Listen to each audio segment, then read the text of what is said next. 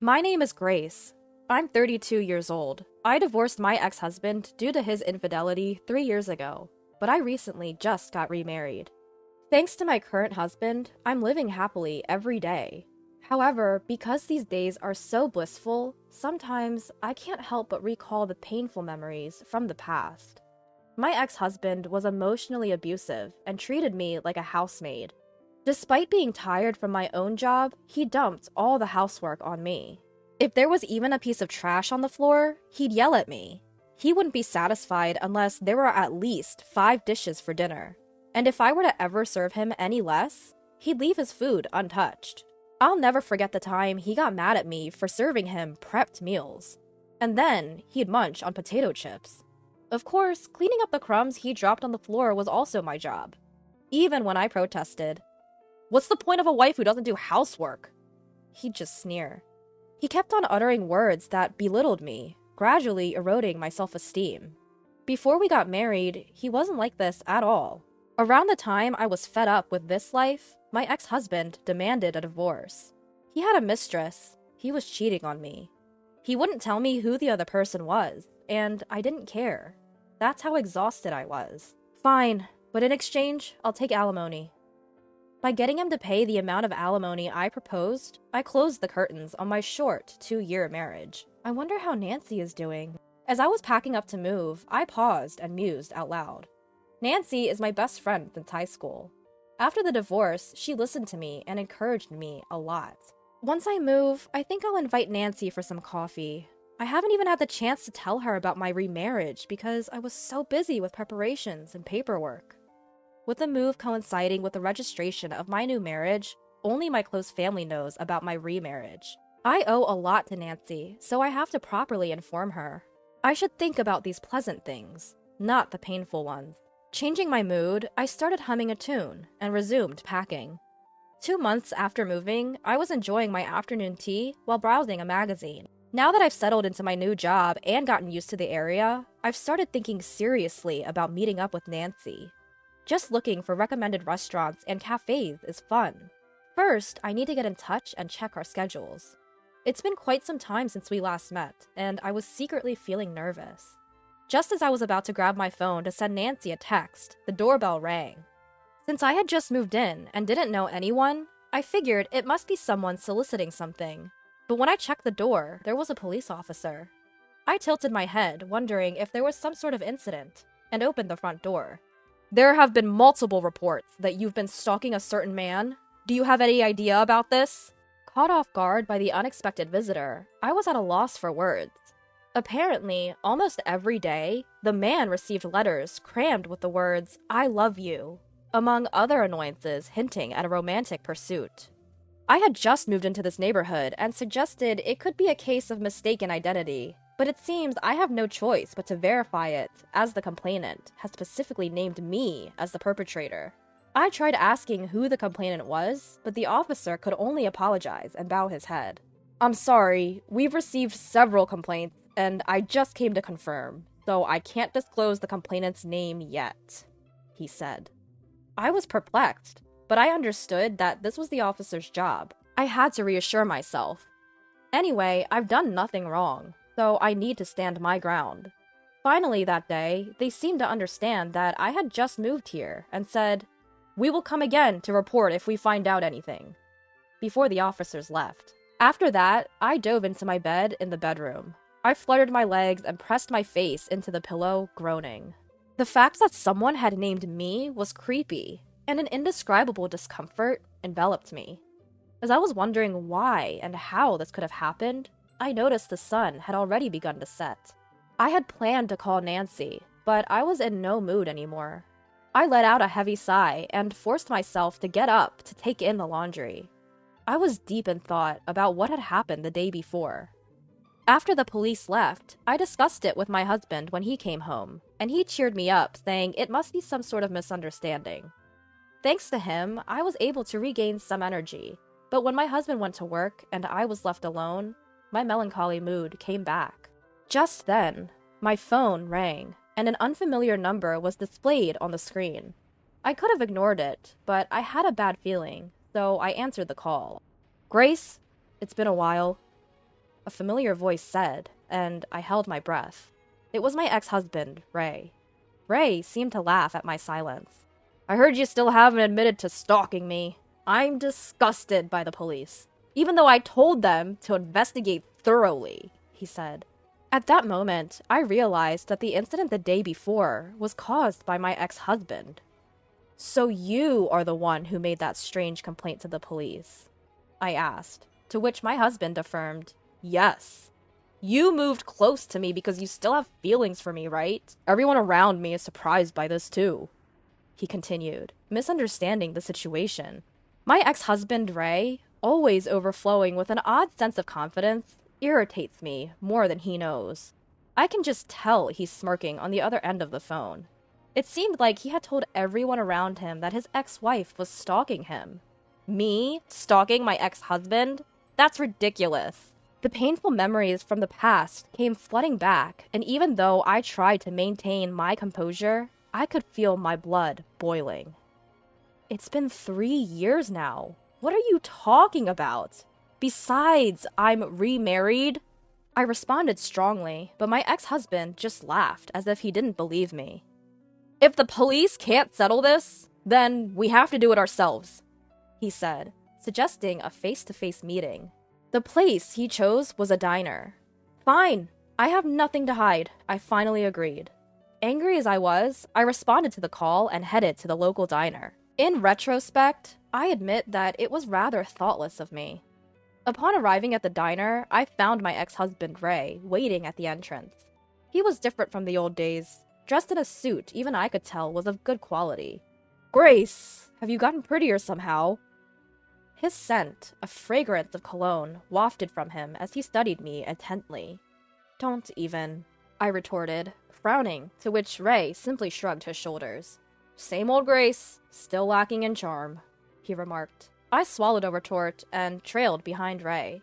When we arrived at the table he had already reserved, I was shocked at the unexpected person seated there. Nancy? What are you doing here? Yes, it was my best friend Nancy, who was seated there. Ray and Nancy exchanged glances and shared a smirk. Nancy and I got remarried. Don't be jealous just because I'm happy, Ray said, putting his arm around Nancy's shoulder. His arm was adorned with an expensive, gleaming watch that seemed out of place. Oh, this? I'm a CEO now, you see. Thanks to Nancy, of course. Ray had apparently established a company with the help of Nancy's parents after our divorce. It seemed the business was doing well and had become stable. Honestly, I didn't care about that. What stunned me was the word remarriage. Nancy, who knew how badly I was treated, remarried this man?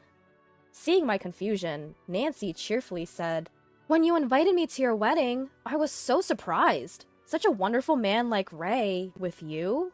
I never really liked you from the beginning, you see. You were always the center of everyone's attention. So I decided to pretend to be your best friend and take you down one day. With these words, Nancy smiled without remorse. Every time I met Ray, we joked that we met in the wrong order, she said, cuddling up to Ray happily. Looking at Nancy's happy face made me feel nauseous. She had been there to comfort me after my divorce and listen quietly to all my grievances. But now, I realized that she must have been listening with a vile expression like she had now. With a triumphant look on her face, Nancy started talking to me. She told me about how she fell in love with Ray, my ex-husband, at our wedding. She confessed that she sneakily gave him her contact details on the day of the ceremony and started pursuing him. Ray, she said, quickly became infatuated with her. The most shocking revelation was that Nancy had been encouraging Ray to emotionally abuse me. No wonder I felt Ray's personality had suddenly changed after we got married. The two of them had been enjoying my suffering, and I had been oblivious. You wouldn't give up, so in the end, we made Ray pay some money and demand a divorce, Nancy said, sipping her orange juice with a look of exhaustion. The alimony that Ray paid me was apparently funded by Nancy. Something I learned for the first time. Now, to the point. Could you please stop stalking Ray? We were surprised when we saw you the other day, but to think you moved here just to stalk Ray? It's been 3 years since the divorce, and it's really creepy. We're happily married and enjoying our life, unlike you, Grace. So just give up, will you? From the way Nancy was talking, it seemed she had seen me around and realized that I had moved here. Moreover, she was convinced that I had moved here to stalk Ray. Well, let her believe what she wants. That was the least of my worries right now. I'm standing in front of this man and woman, holding myself back from letting my anger get the best of me. I state clearly, I am not stalking anyone, and I am certainly not interested in a man like you. With that, I rise from my seat. I can hear Nancy's laughter behind me, but I don't bother to look back. Almost 2 months have passed since then. I received a call from Ray. I had been expecting it, so I answer. Ray is in a panic on the other end of the line, and I can't help but smirk, because I already knew what went down. So, it seems you really were the victim of a stalker. But it turns out it wasn't me, but your current mistress, I inform him. Apparently, Ray had remarried Nancy and was having an affair again. As a result, his fling had developed strong feelings for him and turned into a stalker. That's the truth. Ray, looking shocked by my words, stammers out an explanation. Turns out he knew that the stalker was his mistress.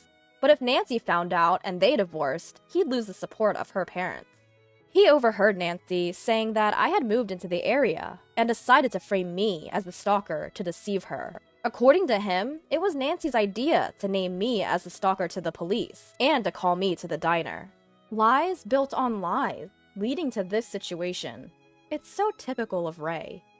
I'm sorry I framed you as the stalker, but you didn't have to do this! I hear the agony in his voice. It sounds like he's in the middle of a real mess. From the other end of the phone, I can hear pounding on a door and the voice of a woman who seems to be Nancy. He must be barricading himself in his room. It's pathetic. I simply told Nancy the truth, out of regard for our old friendship, I explain. Ray's "this" probably refers to the photo I sent Nancy. Please expect a claim for damages for the affair. I wrote a note attached to it. The photo shows Ray's mistress engaging in stalking, and another scene of Ray walking arm in arm with the stalker into a hotel. I'm shocked that you'd go to a hotel while you're still being harassed, I say, sounding flabbergasted. I had no choice! She threatened to tell Nancy to divorce me if I didn't meet her. As for how I got such a photo, is all thanks to my husband. My current husband runs a private detective agency. He recently set up his own office, and we moved to this area. However, I am feeling mixed emotions and guilty that the first job after opening his office involves my ex-husband. My husband managed to find the real stalker of Ray in about a month, and secured solid evidence of Ray's affair with the stalker. I can't thank him enough. By the way, expect a claim for damages from both you and Nancy, I tell him. I hear Ray make a bewildered noise. You knew who the real culprit was, yet you named me to the police as the stalker?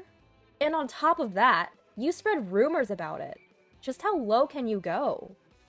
But I caught my ex-husband Ray at a loss for words, and I pressed on. I was just about to forget our married life. I'm gonna make you pay for reopening my wounds. Right after I heard Ray's pitiful whimper, there came a loud noise and a woman's angry shout from the other end of the line. It seemed like Nancy had broken down the door and entered the room. I heard her ask, "Who are you sneaking around talking to?" And then the voice on the phone switched to Nancy. She must have grabbed the phone from Ray. "Who are you? That stalker chick?" "No, it's Grace." Nancy didn't calm down, even when she found out it was me on the phone with Ray. She continued to rant out. She was apparently angry about being asked to pay compensation for the affair. "Don't kid yourself! Why on earth should I have to pay for compensation now?" I told her what I'd learned from the lawyer who was introduced to me by my husband, that if you divorce due to an affair and don't know who the other person was, you can demand compensation up until 3 years after you find out. I just informed your husband that I'll be seeking damages for defamation. Nancy's voice cracked with tears. You money grubber! Don't take away my happiness! You're just getting back what you dished out, right? All because she disliked me, she had Ray do her dirty work and torment me. She played the good friend after the divorce, but inside, she was laughing at me. I can't forgive her. I'm not paying any compensation fee! When I was called out to a diner, I had a voice recorder in my bag. I had it turned on for self-defense, but I unexpectedly found out that Nancy was the one Ray had the affair with 3 years ago when we got divorced. I have it recorded, and I'm recording this call as well. It doesn't matter what you say, you'll pay for your actions.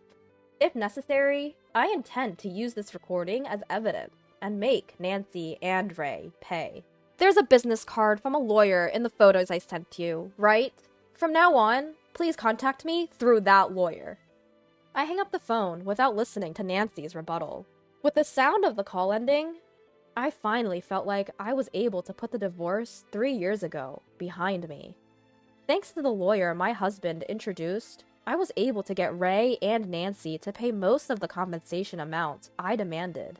After Nancy's parents found out about the compensation, they disowned her, and the stalkers stormed Ray's workplace and revealed their affair. Ray lost his social credibility and the support from Nancy's parents. Even now, it seems Ray and Nancy are having a hard time with the stalker from the affair. We just moved, and you had so much going on. My husband sympathized. Despite the trouble I caused him this time, I want to cherish this man who is still kind and smiles at me. I look forward to enjoying the peaceful times that have finally arrived together.